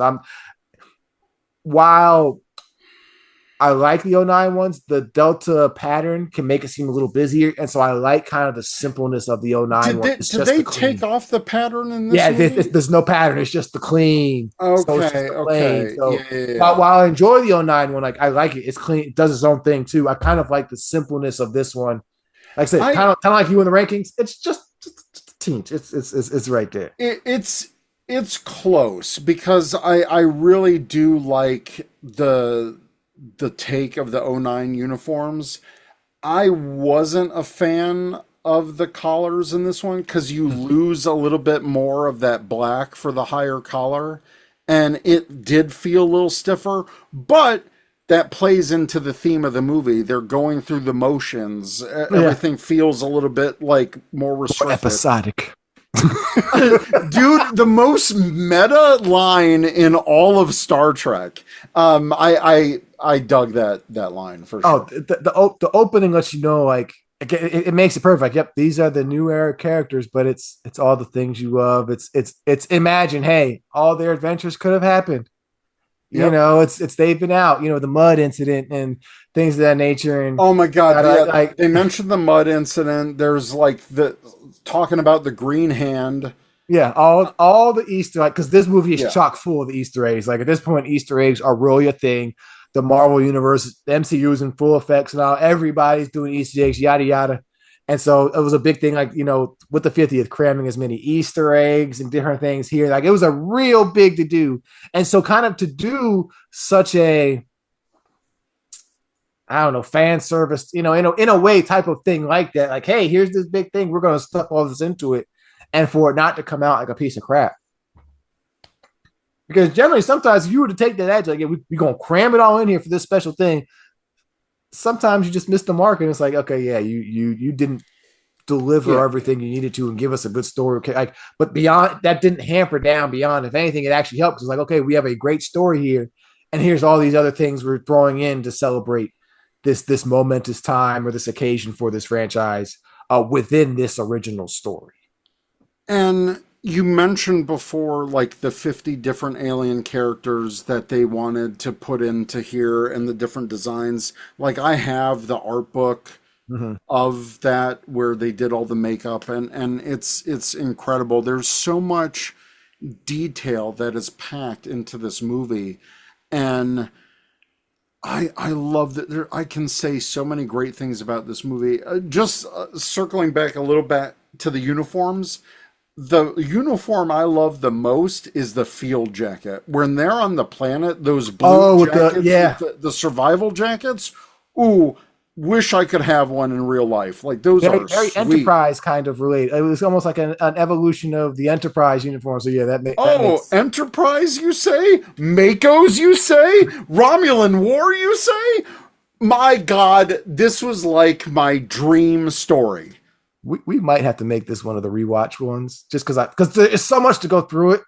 Like we'd be here all night. So I think we might have to make this a rewatch one just because there is I so would much in love this. to make this a Okay. rewatch one, because if we're doing, we're doing this podcast for the 60th anniversary, this is the 2026 will be the 10-year anniversary of Beyond, which blows my mind because it's such a good movie. I love Jayla. She is such a great Great character. original character. Great original. Again, you had this franchise and you stuck something original in there and it worked. Great.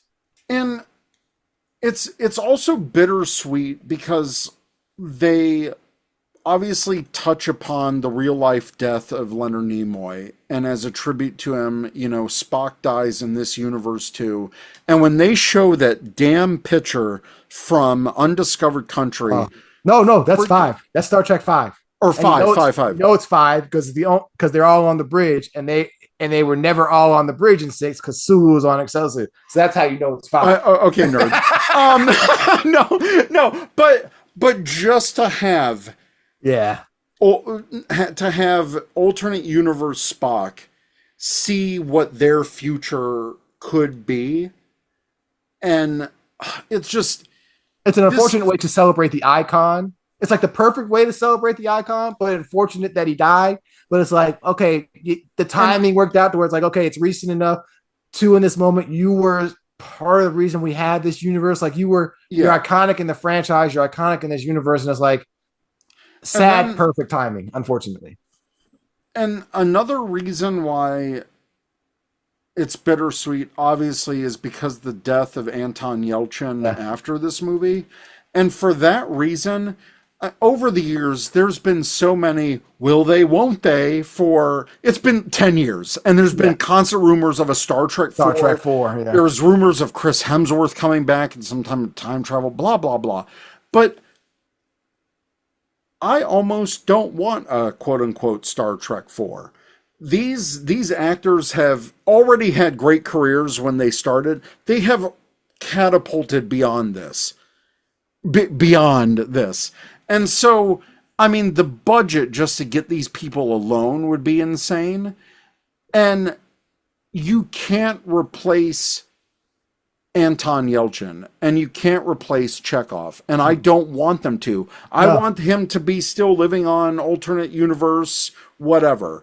So, because of how good this movie is, and it kind of wrapped everything up in a nice, positive way, I'm one of the people that don't want a quote unquote Star Trek 4. I This fact, don't. we disagree on some things here. I'm kind of with you in one way here. We actually disagree a little on this episode. Good stuff. Good Okay, stuff. there was a time the Star Trek 4 movie they talked about would have been awesome, especially if Anton was still alive. I think it would be if especially the time travel and Kirk's father. It sounds like if done correctly, that would be a nice little bow on this Kelvin Sure. universe and would have been like it sounds like a cool story. I would love to see that story. As we've gotten further along, I'm kind of like you. No, I don't want to see that story. Mm-hmm. Partly because of Anton's death. I don't think you do that movie without Chekhov, and I'm not here for a recast. Yeah. I would be here for a Star Trek 4 if you give me almost a real life version. And here's what I mean. Yeah, it was 10 years ago. These characters are older. Hey, we've seen Star Trek deal with older characters before. Yeah, sure. Deal with something later in their career. Hey, you know it'd be a great thing to bring these characters back?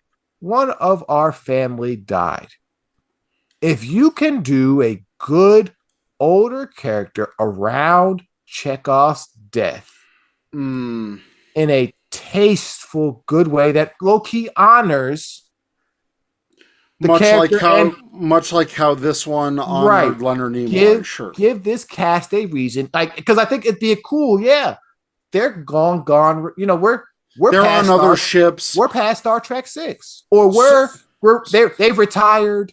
Sulu's off command. Sulu's on Excelsior. Yep. Or whatever. Chekhov dies, and they got whatever. And they, like, or it's his death somehow brings them together as a mystery. I think that'd be kind of cool to play with and still do this universe and paying respect at the same time. Now, I wouldn't want it to be done in a way that we're expecting sequels of this. To me, this would be the one we're going to come together, put a nice little bow on it, and close it out. Yeah. Now, with that, I'm also just like you. If they never touch the Kelvin universe again, I think Beyond is a nice send-off. Yep, you launched on the Enterprise A, off to have more adventures, be gone, cool. We don't really need to check in with you guys again. So I on one hand, I'm kind of like, I wouldn't, if you do right, give me a Star Trek 4 to put a nice little bow on it. And I will say, if people are wanting more Star Trek Kelvin verse timeline, go into the comics. The comics did some amazing things. And even the most current, like Star Trek with Sisko, he meets alternate universe Kirk. The crews come together somehow. It's awesome. Again, which we can touch on deeper in a later episode. Of course. Find a cool way to play with it. We know you can. It's out there. Yeah. Do it and make it make sense. With that being said, just got to touch on, you destroy the Enterprise and Beyond trope. I love the Enterprise references. Oh my god! To make like that's a cool story. You know, taking from the past, bringing elements here, like that makes sense. Yeah, this crew got lost in the sauce during this thing. You know, the whole changeover. Yeah, you were a soldier. We are now science and explorers now. Life is different. And how'd you deal with that? That's cool. It works. And you know me, I'm such a huge Enterprise fan. We had a whole episode about Enterprise. And so, as you know, they're mentioning, and the revelation that Krall is this commander of the Franklin, and he was a former Mako, and this was post-Romulan War, and he even said in the final fight with Kirk, we went through the Xindi War, the Romulan War. I'm like, my mind was blown in the movie theaters. I'm just like, I'm eating so good right now, and that's what brings me joy in any Star Trek thing. It's not just the member berries. It's the fact that you're able to create a story with the decades that you've built upon, and you can make these connections. So yeah, Krall being, pissed off that the Federation is something completely different, and being lost in, trying to keep alive, and it's a troubled character, and he's not my favorite villain, but it's a waste of Idris Elba. Oh, completely. To have him like covered up like that, it's a waste of Idris Elba for sure. Because of all the movies past this movie and after this movie. But I don't know. It just, the whole story works because it's not just about him. It's about, the Federation. It's about, Jayla, and she's such a great character. And it's not about destroying the Earth. It's not about destroying the Earth, which is one of the biggest things. Like, oh my God, it is so refreshing to not have a villain be like, oh yeah, Earth. No, it's destroying the concept of the Federation. And that's, if you want to hit Star Trek at its core, that's what Beyond did. It's like, hey, maybe all this peace-loving, buddy, let's get together. Maybe that's not a good idea in the villain's eyes. And because we haven't had a villain challenge the Federation like this.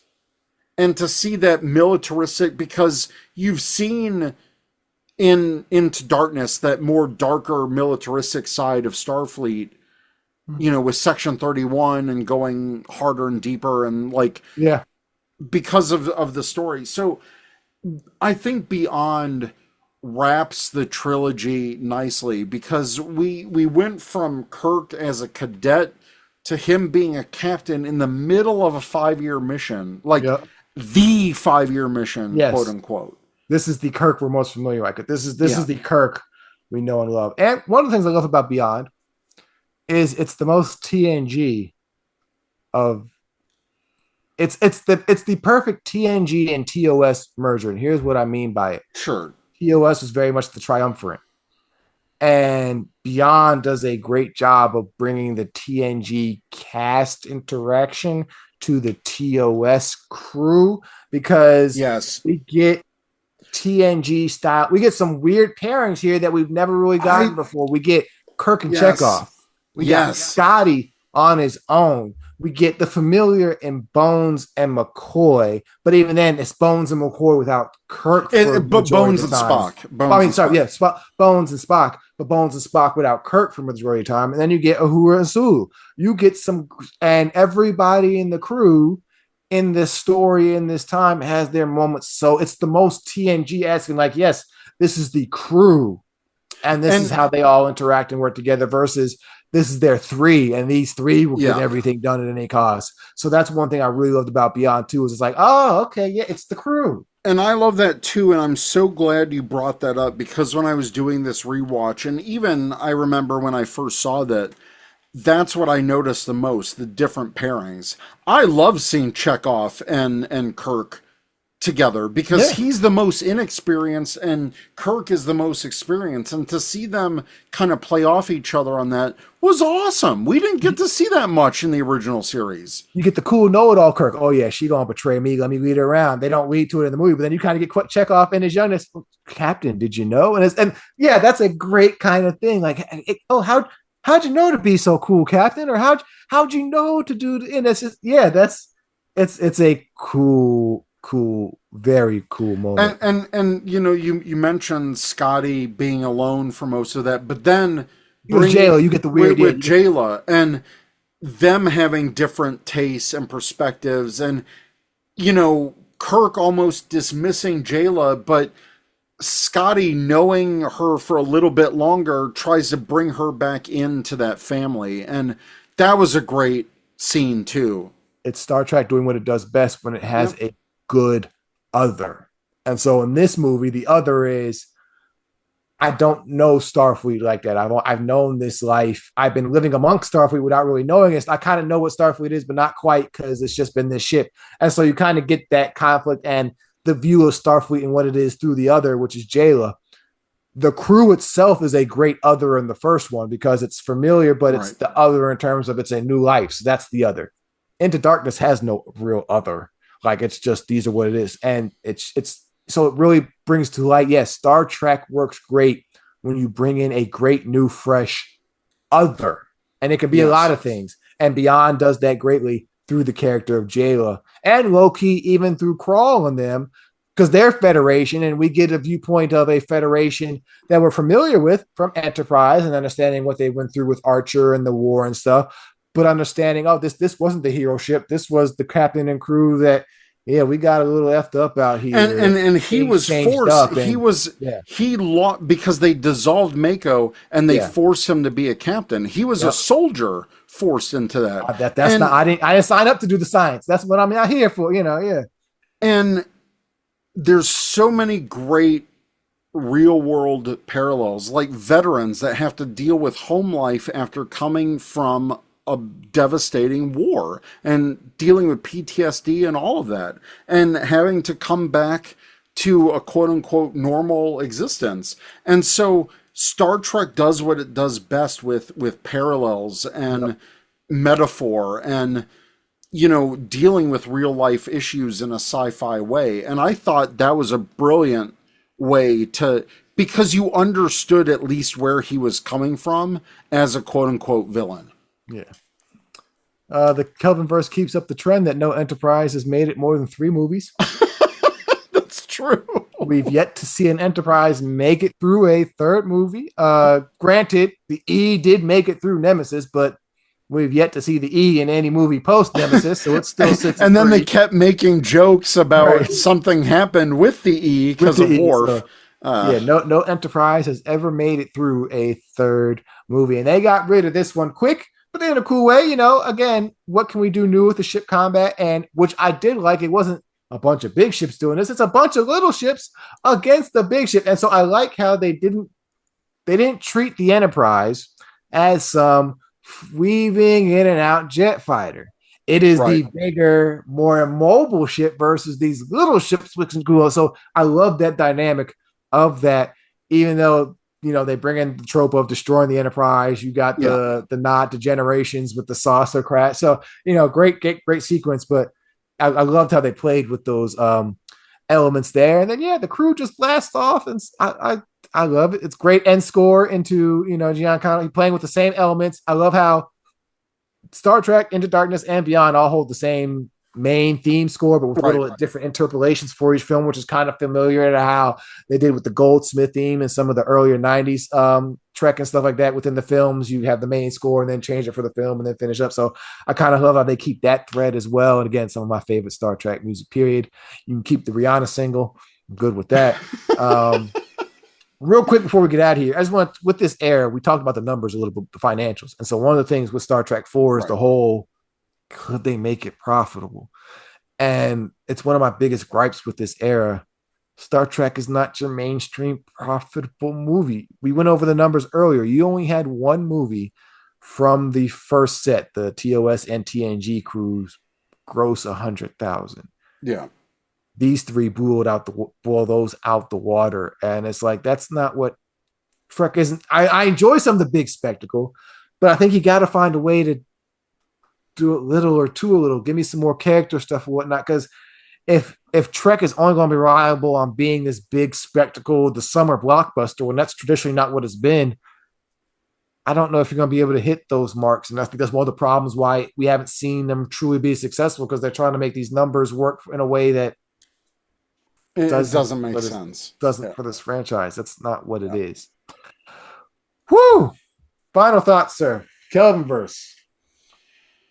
I love the Kelvin verse. I love the concept of, a divergence point branching off into a new reality, because Star Trek as it is has really embraced that. And I mean, we'll get to it in Prodigy, but Prodigy has a great scene that kind of summarizes the whole Star Trek multiverse.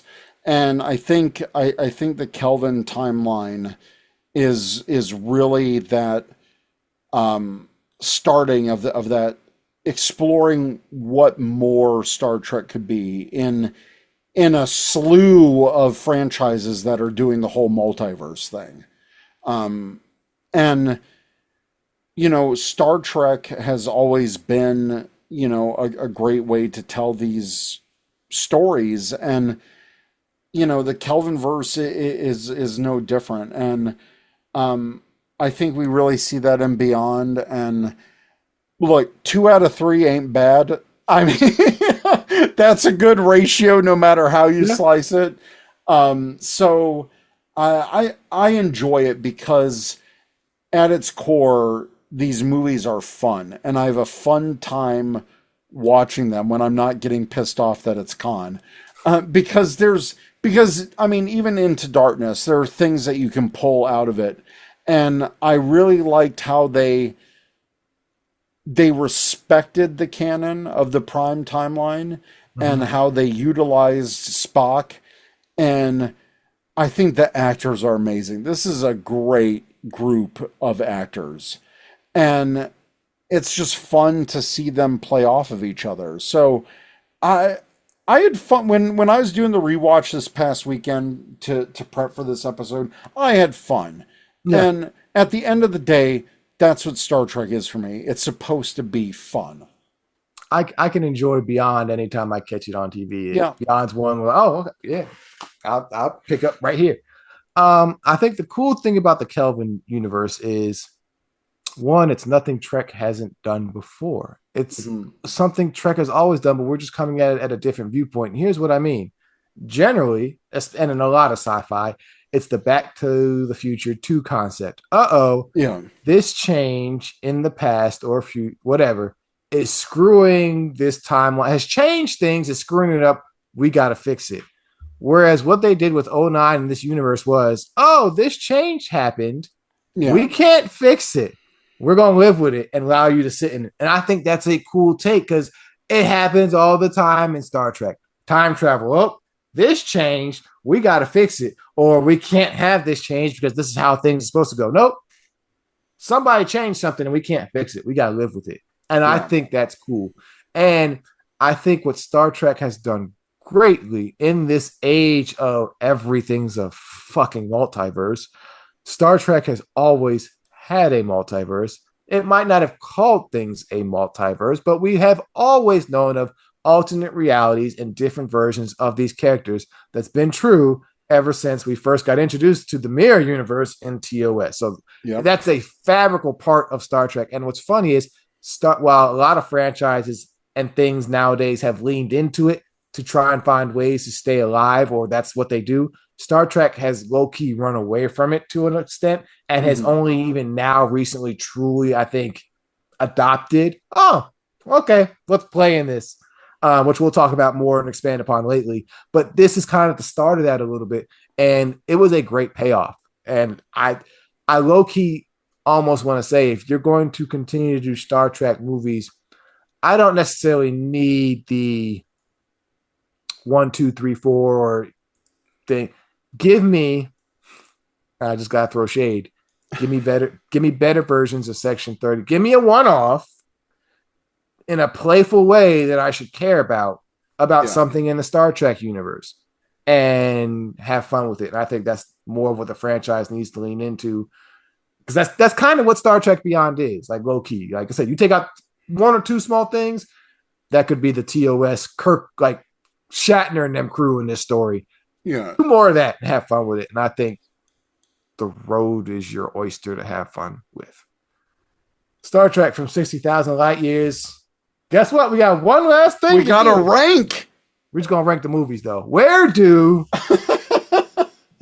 Star Trek '09, Star Trek Into Darkness, and Star Trek Beyond rank in your Trek movie? So we're doing the grouping first and then overall, right? I mean, I think we kind of know what our grouping is here with this. I mean, it's 3-1-2, right? I mean, that's or are It's you 3-1-2. No, Yeah, we're both yeah. 3-1-2. Yeah, Yes. that's no secret there. Time to get into where that fits within all your Trek, though. Now, this is where it's going to be interesting because, for the most part, this is the final Star Trek ranking. So there will, this is the one for the bang for your buck right here. And this is going to be difficult. Um, I hate Into Darkness more than I do Final Frontier. So Into Darkness is bottom of the barrel for me. Not mad at you, sir. Not mad at you. Beyond, I would put above Insurrection for me. So Okay. just to give people, or I'll do that at the end. So, Beyond, I said Beyond.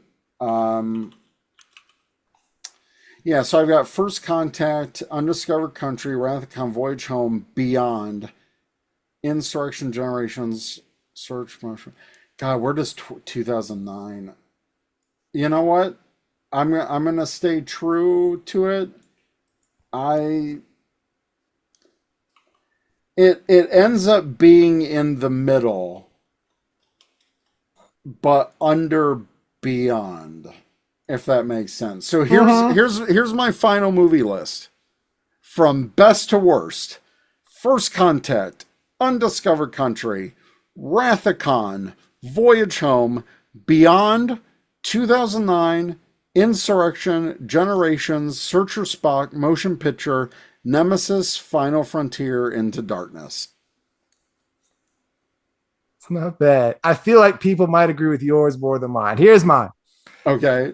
Undiscovered Country, Generations, Wrath of Khan, Voyage Home, Beyond, Search for Spock, 09, First Contact, Insurrection, Motion Picture, Final Frontier, Nemesis, Into Darkness.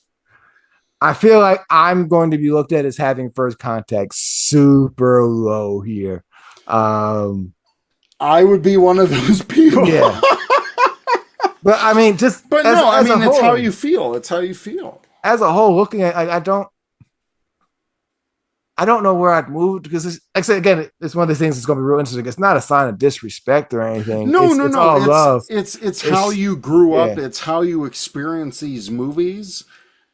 And that's the beauty of Star Trek fandom, is that everyone has come into this differently or similarly.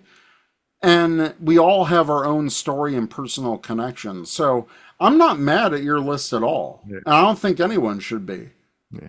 I will say this, though. The last three, y'all can get all the disrespect. Final Frontier, Nemesis, and then Darkness. Yeah, those movies can kick sand, man. Yeah, like, dark room that nobody ever needs to talk about ever again. Into Darkness is appropriately named because that movie can go into the movie Darkness vault for all time. God, jeez, I hate that movie. Terrible. My name is Khan. No shit, we knew that. Thank you. Finally, 2/3 in the movie, and we knew that coming in. Y'all ain't got to lie to us. It's the worst. Okay, no. From 60,000 Light Years, a Star Trek podcast. We are your observers going through all of Trek. We just finished the Kelvin verse. We're going through this by Timely. So if you're interested in anything pre-2016, so all the 90s Trek, the original stuff, the original movies, TNG movies, hey, yeah, check out the list. It's all there for you to enjoy. We got some more stuff coming for you in the future. So like, share, subscribe. We are celebrating Star Trek early on the way to its 60th anniversary. Incredible, crazy. I'll say this right now. Now it's going to get fun. Because we get some interesting times with the Trek moving forward. Yes. So join us for the ride because buckle up. Buckle up. Star Trek, social media, new series, controversial stuff, and a president who is a clown. Sounds great. I'm sure there's going to be no issues here. It's going to merge wonderfully. So prepare yourselves. Good times. That's the thumbnail for this episode. Good times. Until then, stay safe out there. Live long and prosper. Peace out.